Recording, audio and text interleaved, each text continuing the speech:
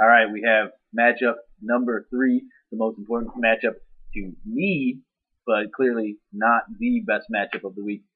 We have the declining Team U of M sucks.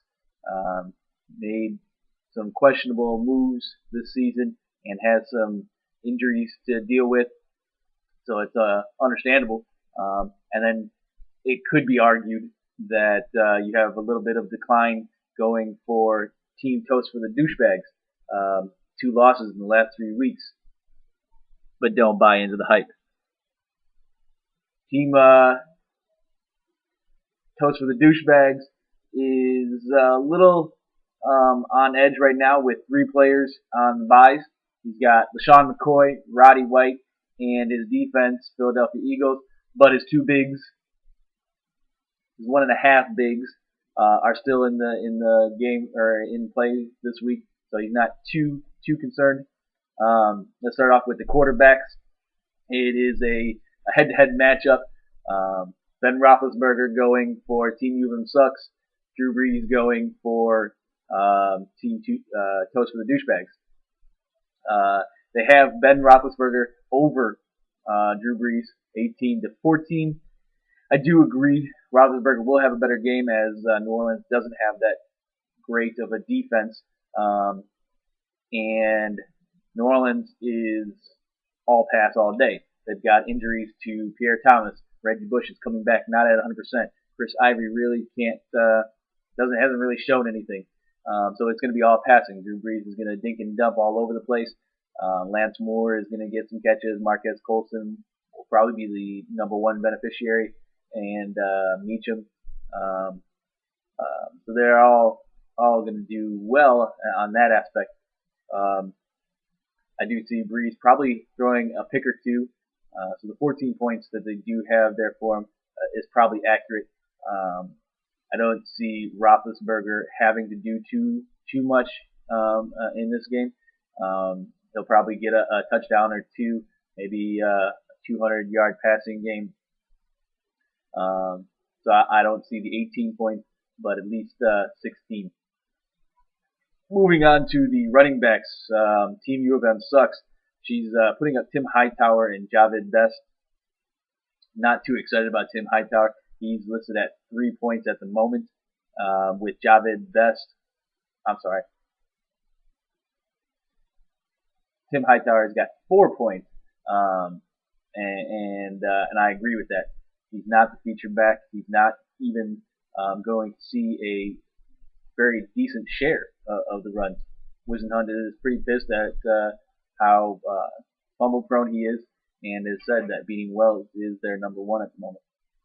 Jahvid Best is listed at 11 going against Washington, and Washington's D is a little bit they're listed top 5 in rushing right now.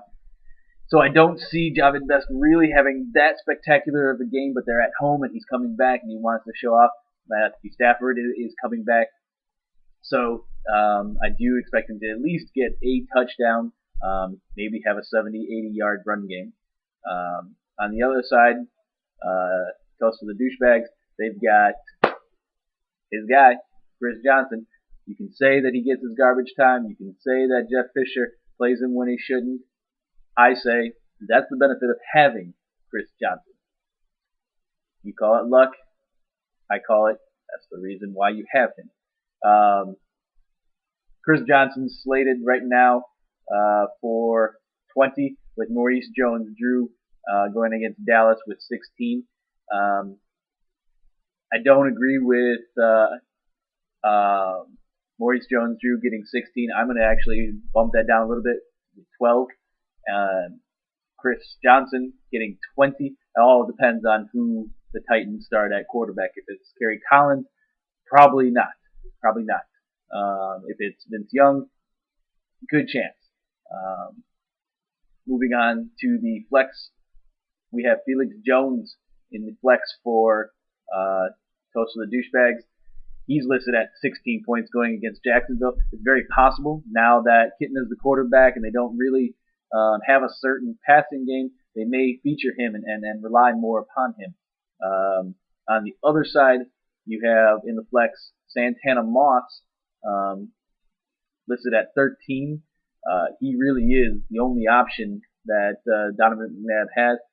I do see him getting at least a touchdown, maybe a 50-yard game. So 13 points is reasonable. The other two receivers for Team U of M sucks. We have Miles Austin and Brandon Lloyd. Brandon Lloyd listed at 22 points.